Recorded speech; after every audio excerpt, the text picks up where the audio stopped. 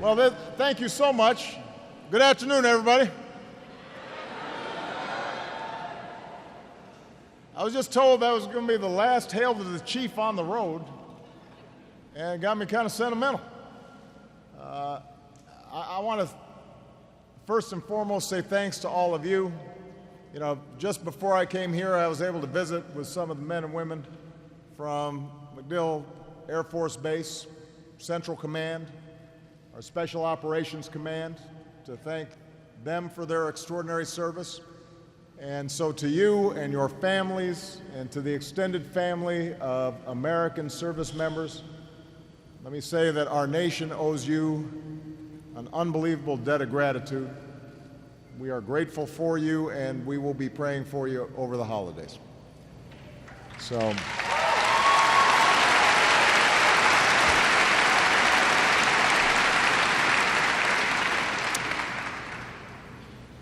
as you know all too well, your mission and the course of history was changed after the 9/11 attacks. By the time I took office, the United States had been at war for 7 years. For 8 years that I've been in office, there has not been a day when a terrorist organization or some radicalized individual was not plotting to kill Americans. And on January 20th, I will become the first president of the United States to serve 2 full terms during a time of war.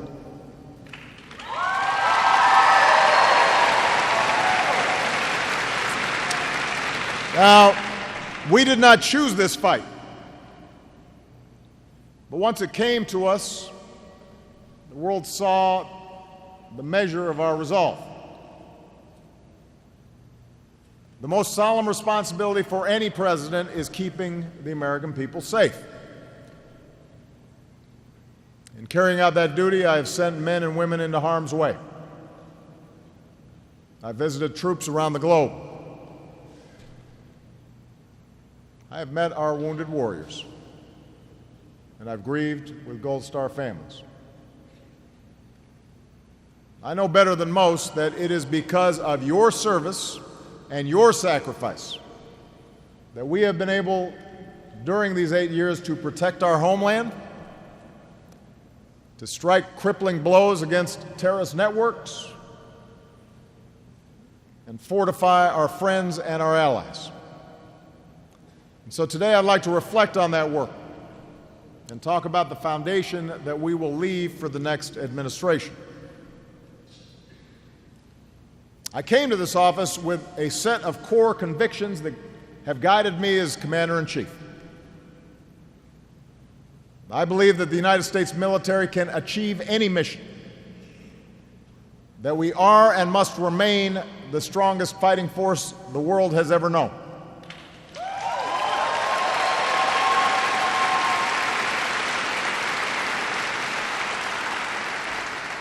I believe that we must never hesitate to act when necessary, including unilaterally when necessary, against any imminent threats to our people. But I've also insisted that it is unwise and unsustainable to ask our military to build nations on the other side of the world or resolve their internal conflicts, particularly in places where our forces become a magnet for terrorists and insurgencies. Instead, it's been my conviction that even as we focus relentlessly on dismantling terrorist networks like Al-Qaeda and ISIL, we should ask allies to do their share in the fight. And we should strengthen local partners who can provide lasting security. And these convictions guided the policies we pursued both in Iraq and Afghanistan. When I took office, the United States was focused overwhelmingly on Iraq, where nearly 150,000 American troops had spent years fighting an insurgency and helping to build a democratic government. Meanwhile, al-Qaeda had regrouped in the border region of Afghanistan and Pakistan and was actively planning attacks against our homeland. So we brought nearly 150,000 troops home from Iraq, consistent with the status of forces agreement negotiated by the previous administration. And we surged our efforts along with our allies in Afghanistan, which allowed us to focus on dismantling al-Qaeda and give the Afghan government the opportunity to succeed. And this focus on al-Qaeda, the most dangerous threat to the United States at the time, paid dividends. Today, by any measure, core al-Qaeda, the organization that hit us on 9/11, is a shadow of its former self.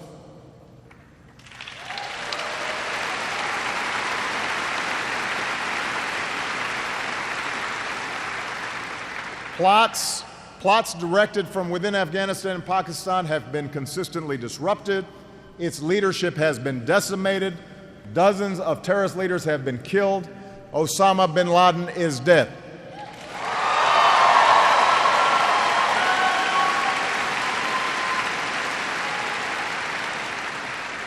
And importantly, we've built a counterterrorism capability that can sustain this pressure against any terrorist network in South Asia that might threaten the United States of America. That was because of the work of our outstanding service members. Moreover, that early decision to strengthen our efforts in Afghanistan allowed us to build the capacity of Afghans to secure and defend their own country. So today there are less than 10,000 American troops in Afghanistan. Instead of being in the lead against the Taliban, Americans are now supporting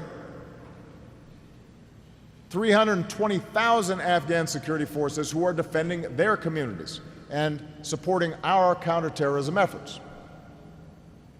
Now, I don't want to paint too rosy a picture. The situation in Afghanistan is still tough. War has been a part of life in Afghanistan for over 30 years. And the United States cannot eliminate the Taliban or end violence in that country. But what we can do is deny al-Qaeda a safe haven, and what we can do is support Afghans who want a better future, which is why we have worked not only with their military, but we've backed a unity government in Kabul, we've helped Afghan girls go to school, we've supported investments in healthcare and electricity and education. You have made a difference in Afghanistan and America's safer forward.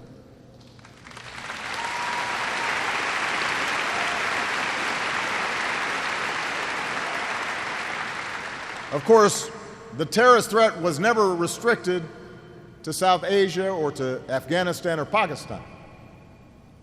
Even as al-Qaeda has been decimated in Afghanistan and Pakistan, the threat from terrorists metastasized in other parts of the Middle East and North Africa. And most dangerously, we saw the emergence of ISIL, the successor to al-Qaeda in Iraq, which fights as both a terrorist network and an insurgency.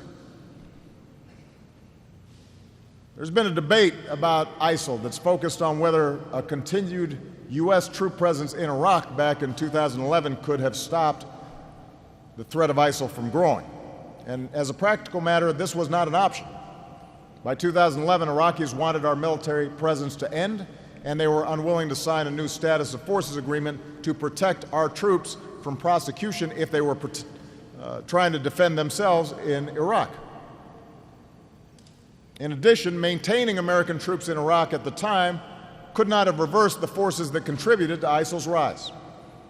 A government in Baghdad that pursued a sectarian agenda, a brutal dictator in Syria who lost control of large parts of the country, social media that reached a global pool of recruits, and a hollowing out of Iraq's security forces, which were ultimately overrun in Mosul in 2014. In fact, American troops had they stayed there, would have lacked legal protections and faced a choice between remaining on bases or being drawn back into a sectarian conflict against the will of Iraq's elected government or Iraq's local populations. But circumstances changed. When ISIL made substantial gains, first in Mosul and then in other parts of the country, then suddenly Iraqis reached out once again for help. And in shaping our response, we refused to repeat some of the mistakes of the 2003 invasion that had helped to give rise to the organization that became ISIL in the first place. We conditioned our help on the emergence of a new Iraqi government and prime minister that was committed to national unity and committed to working with us. We built an international coalition of nearly 70 nations, including some of Iraq's neighbors. We surged our intelligence resources so that we could better understand the enemy. And then we took the fight to ISIL in both Iraq and Syria, not with American battalions, but with local forces backed by our equipment and our advisors and, importantly, our special forces. In that campaign, we have now hit ISIL with over 16,000 airstrikes. We have equipped and trained tens of thousands of partners on the ground, and today the results are clear. ISIL has lost more than half its territory. ISIL has lost control of major population centers. Its morale is plummeting. Its recruitment is drying up. Its commanders and external plotters are being taken out, and local populations are turning against it.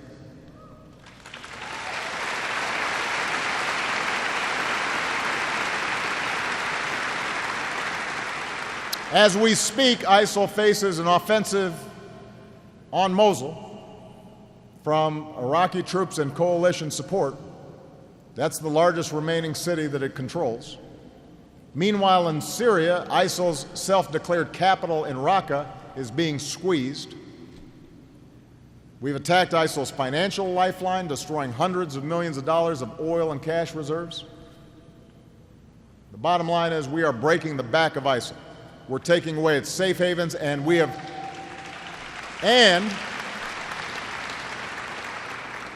accomplished all this at a cost of $10 billion over 2 years, which is the same amount that we used to spend in 1 month at the height of the Iraq War.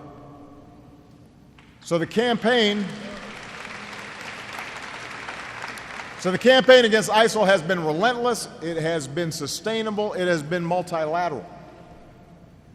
And it demonstrates a shift in how we've taken the fight to terrorists everywhere, from South Asia to the Sahel. Instead of pushing all of the burden onto American ground troops, instead of trying to mount invasions wherever terrorists appear, we've built a network of partners. In Libya, where U.S. air power has helped local militias dislodge a dangerous ISIL cell.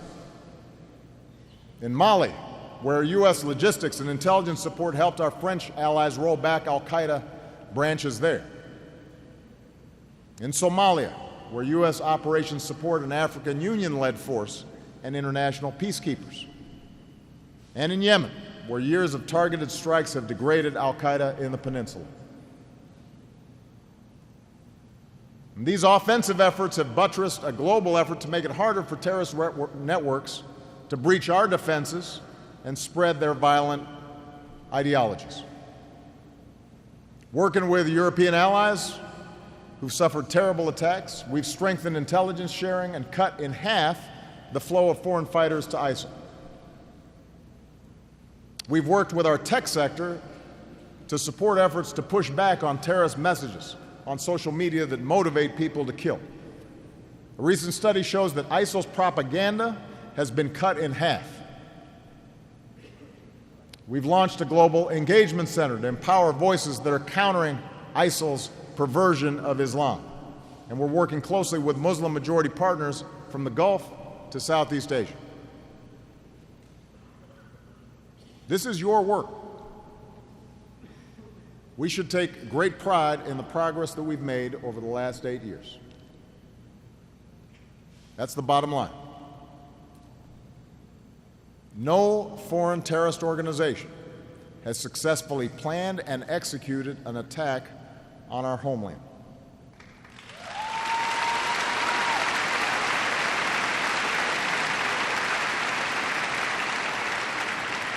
And it's not because they didn't try. Plots have been disrupted, terrorists have been taken off the battlefield.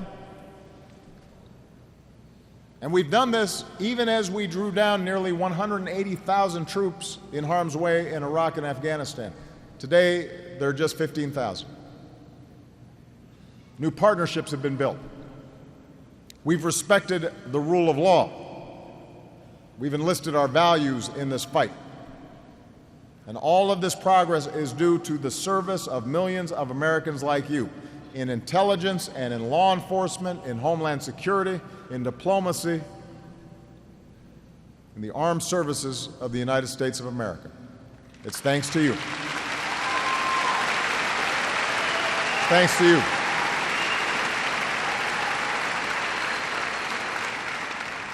Now,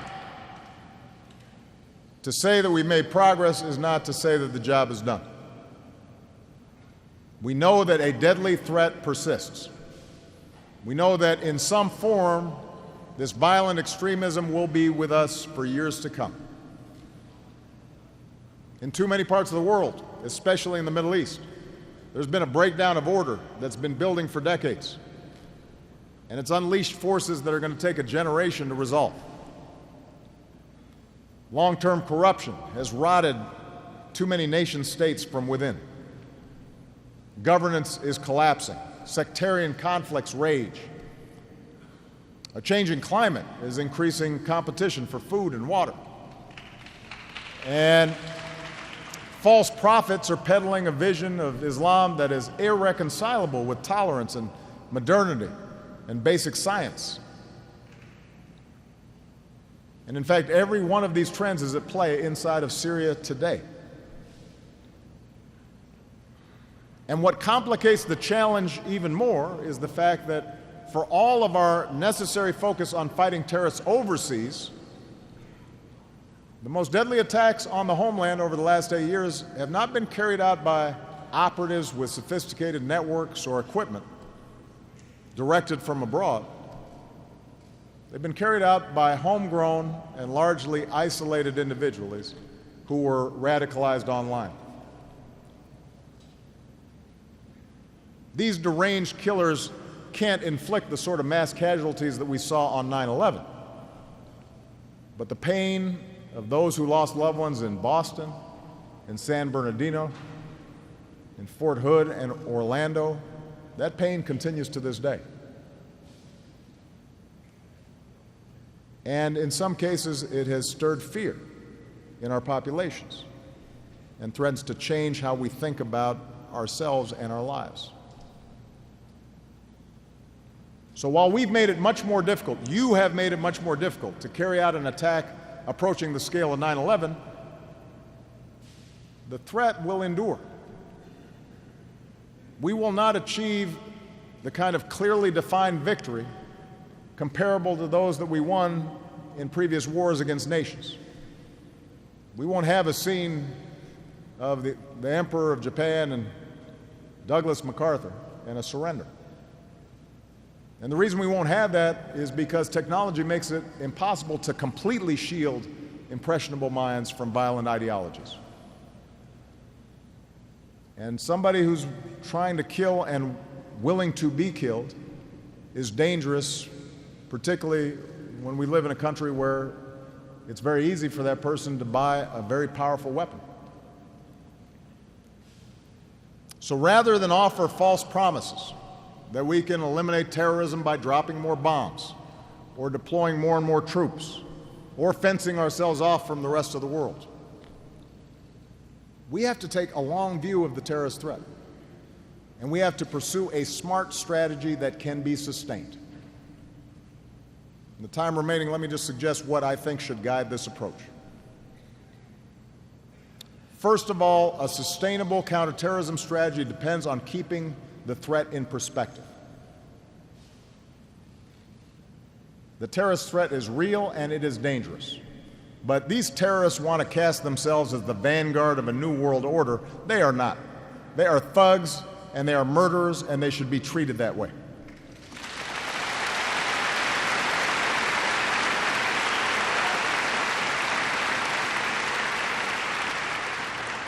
Now, fascism threatened to overrun the entire world, and we had to wage total war in response. Communism threatened not only to overturn a world order, but threatened nuclear holocaust. So we had to build armaments and alliances to contain it.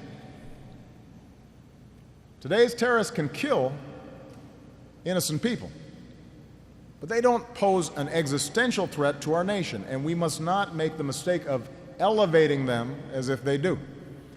That does their job for them.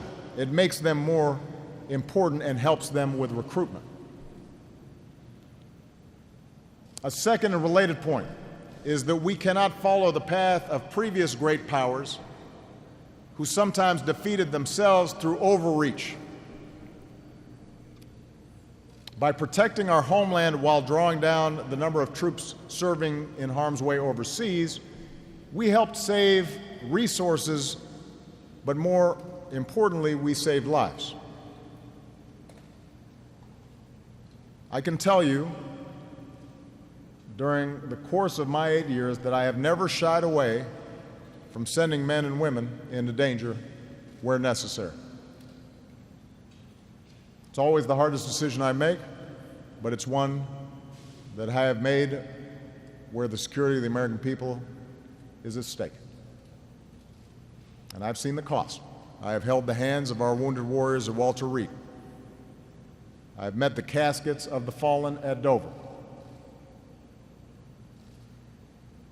And that's why I make no apologies for only sending our troops into harm's way when there is a clear mission that is achievable and when it is absolutely necessary.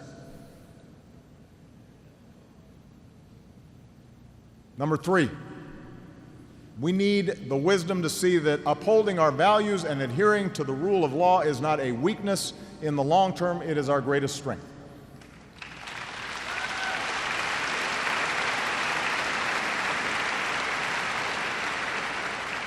The whole objective of these terrorists is to scare us into changing the nature of who we are and our democracy. And the fact is, people and nations do not make good decisions when they are driven by fear. These terrorists can never directly destroy our way of life. But we can do it for them if we lose track of who we are and the values that this nation was founded upon.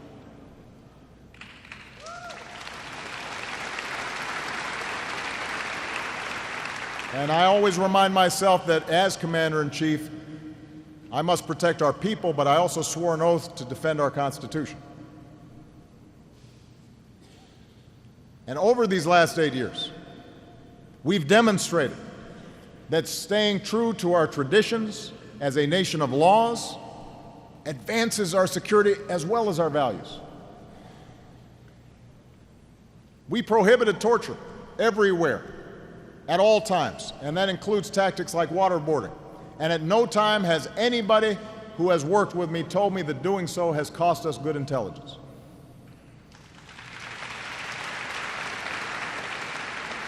When we do capture terrorists, despite all the political rhetoric about the need to strip terrorists of their rights, our interrogation teams have obtained valuable information from terrorists without resorting to torture, without operating outside the law. Our Article III courts have delivered justice faster than military trials. And our prisons have proven more than capable of holding the most dangerous terrorists. Consider the terrorists who have been captured, lawfully interrogated, and prosecuted in civilian courts. Faisal Shahzad, who tried to set off a car bomb in Times Square. Zokhtar Tsarnaev, the Boston Marathon bomber. Umar Farouk, Abu Muttalib, the so-called underwear bomber. American juries and judges have determined that none of these people will know freedom again. But we did it lawfully. And the wheels of justice right now are turning for others. Terrorists like Ahmed Wasarmi, an al-Shabaab commander, and Abu Khatala, accused leader of the Benghazi attacks.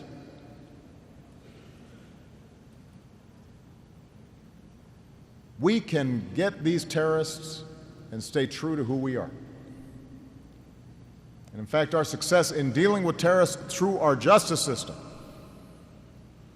reinforces why it is past time to shut down the detention facility at Guantanamo. This is not just my opinion, it's the opinion of many military leaders. During my administration, we have responsibly transferred over 175 detainees to foreign governments with safeguards to reduce the risk of them returning to the battlefield. And we've cut the population in Gitmo from 242 to 59. The politics of fear has led Congress to prevent any detainees from being transferred to prisons in the United States, even though, as we speak, we imprison dangerous terrorists in our prisons, and we have even more dangerous criminals in all of our prisons across the country.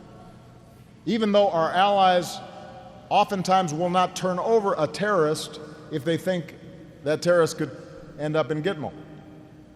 Even though groups like ISIL use Gitmo in their propaganda. So we're wasting hundreds of millions of dollars to keep fewer than 60 people in a detention facility in Cuba. That's not strength. Until Congress changes course, it will be judged harshly by history, and I will continue to do all that I can to remove this blot on our national honor.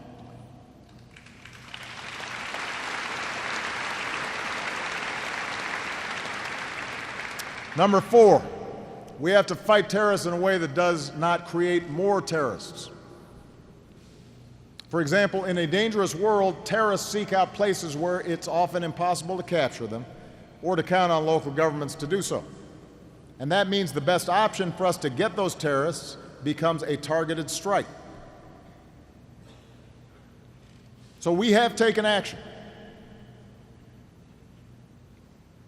Under my command, including with drones, to remove terrorists from the battlefield, which protects our troops and has prevented real threats to the American people.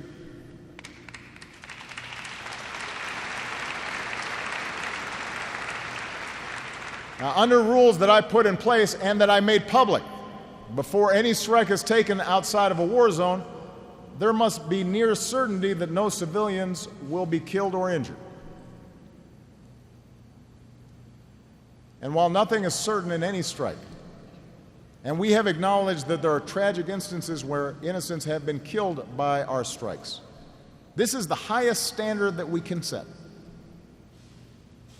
Nevertheless, we still have critics who suggest that these strikes are wrong. And I say to them, you have to weigh the alternatives.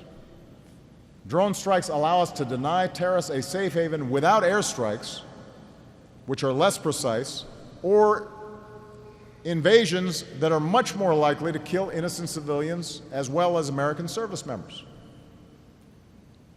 So the actions that we've taken have saved lives at home and abroad.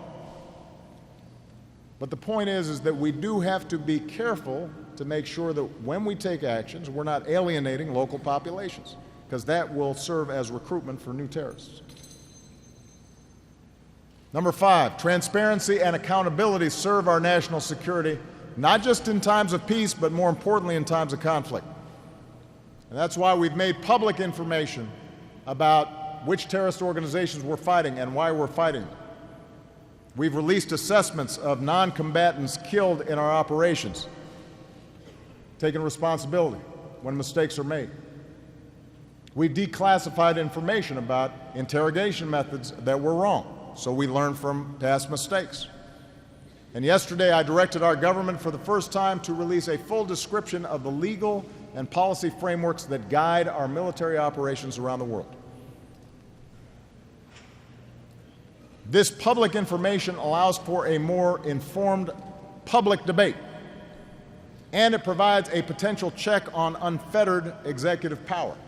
The power of the presidency is awesome, but it is supposed to be bound by you, our citizens.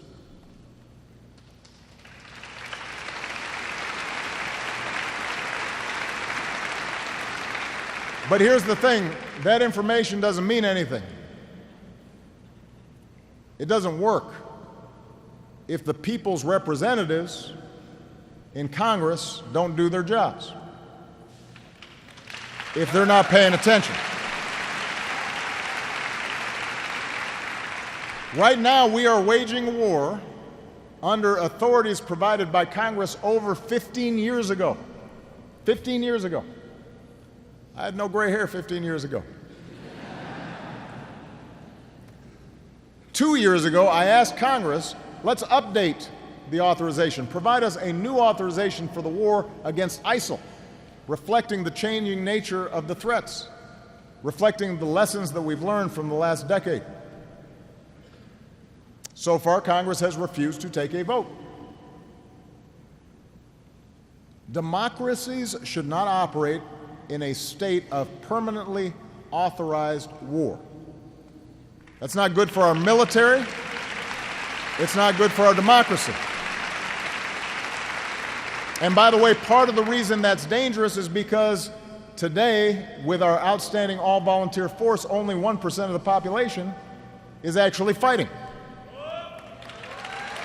Which means that you are carrying the burden. Which means that it is important for us to know what it is that we're doing and have to explain what we're doing to the public, because it becomes too easy to just send 1% of the population out to do things even if they're not well thought through.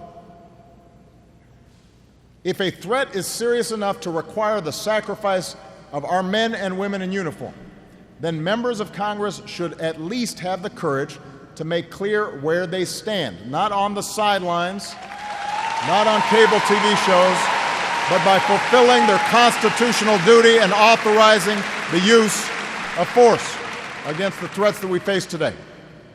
That's how democracies are supposed to work. Number 6, alongside our outstanding military work, we have to draw upon the strength of our diplomacy. Terrorists would love to see us walk away from the type of work that builds international coalitions and ends conflicts and stops the spread of deadly weapons. It would make life easier for them. It would be a tragic mistake for us. Just think about what we've done these last 8 years without firing a shot.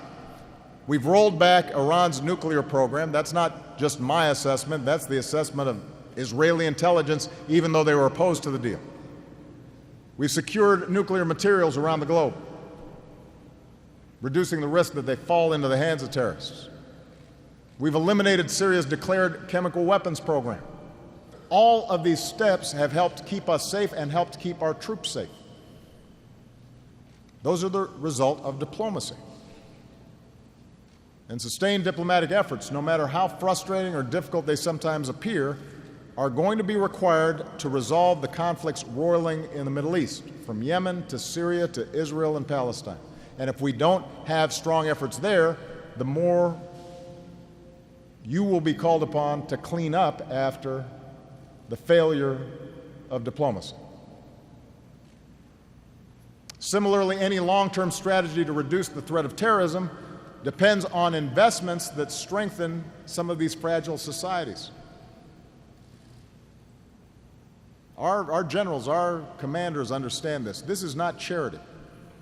It's fundamental to our national security. A dollar spent on development is worth a lot more than a dollar spent fighting a war. This is how we prevent conflicts from starting in the first place. This is how we can ensure that peace is lasting after we've fought.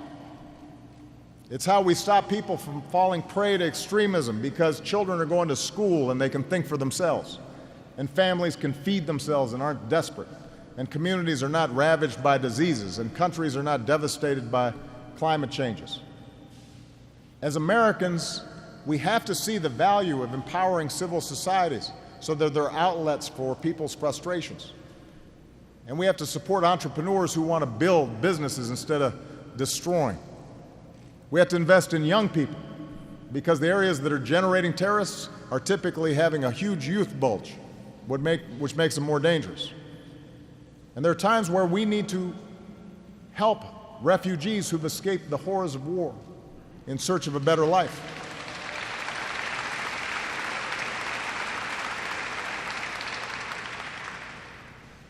Our military recognizes that these issues of governance and human dignity and development are vital to our security.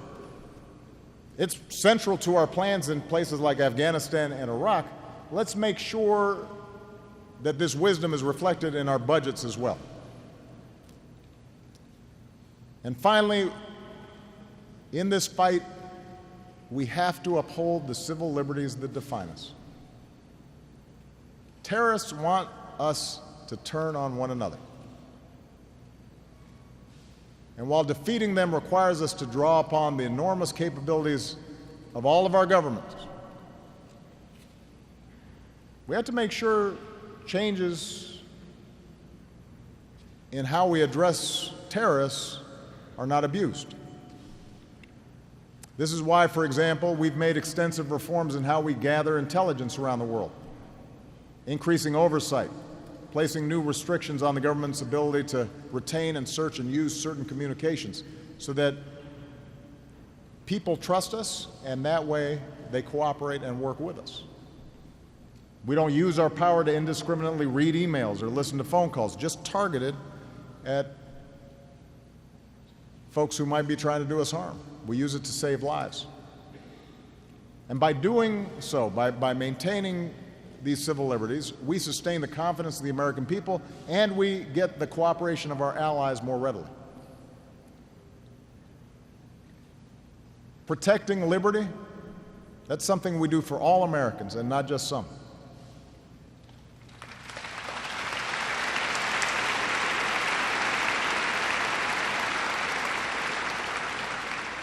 We are fighting terrorists who claim to fight on behalf of Islam, but they do not speak for over 1 billion Muslims around the world, and they do not speak for American Muslims, including many who wear the uniform of the United States of America's military. If we stigmatize good, patriotic Muslims, that just feeds the terrorist narrative. It fuels the same false grievances that they use to motivate people to kill. If we act like this is a war between the United States and Islam, we're not just going to lose more Americans to terrorist attacks, but we'll also lose sight of the very principles we claim to defend. So let my final words to you, as your Commander-in-Chief, be a reminder of what it is that you're fighting for, what it is that we are fighting for. The United States of America is not a country that imposes religious tests as a price for freedom. We're a country that was founded so that people could practice their faith as they choose. The United States of America is not a place where some citizens have to withstand greater scrutiny or carry a special ID card or prove that they're not an enemy from within. We're a country that has bled and struggled and sacrificed against that kind of discrimination and arbitrary rule here in our own country and around the world. We're a nation that believes freedom can never be taken for granted and that each of us has a responsibility to sustain it. The universal right to speak your mind and to protest against authority, to live in a society that's open and free, that can criticize a president without retribution.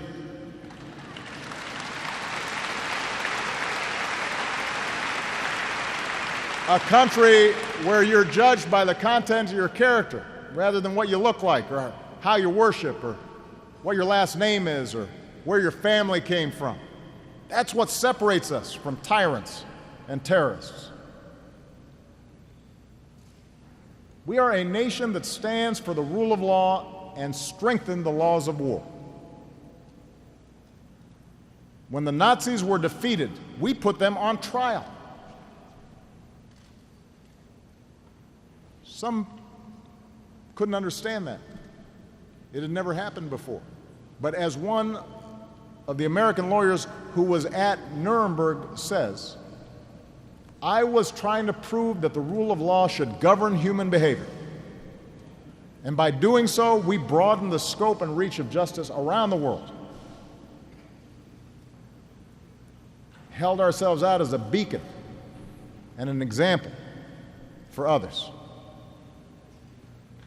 We are a nation that won world wars without grabbing the resources of those we defeated. We helped them rebuild. We didn't hold on to territory other than the cemeteries where we buried our dead. Our greatest generation fought and bled and died to build an international order of laws and institutions that could preserve the peace and extend prosperity and promote cooperation among nations. And for all of its imperfections, we depend on that international order to protect our own freedom.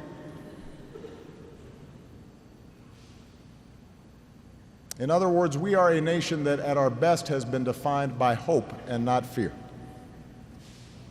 A country that went through the crucible of a civil war to offer a new birth of freedom, that stormed the beaches of Normandy, climbed the hills of Iwo Jima,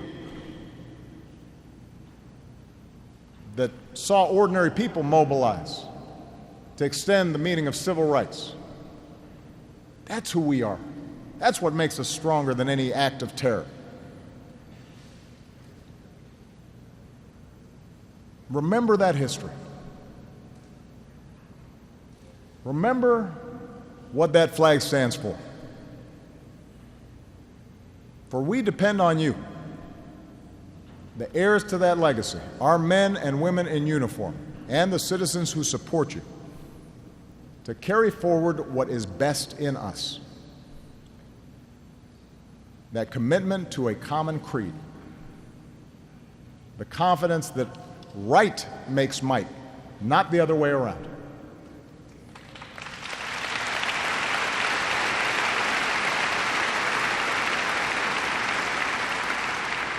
That's how we can sustain this long struggle. That's how we'll protect this country. That's how we'll protect our Constitution against all threats, foreign and domestic. I trust that you will fulfill that mission, as you have fulfilled all others. It has been the greatest honor of my life to serve as your Commander-in-Chief. I thank you for all that you've done and all that you will do in the future. May God bless you, may God bless our troops, and may God bless the United States of America.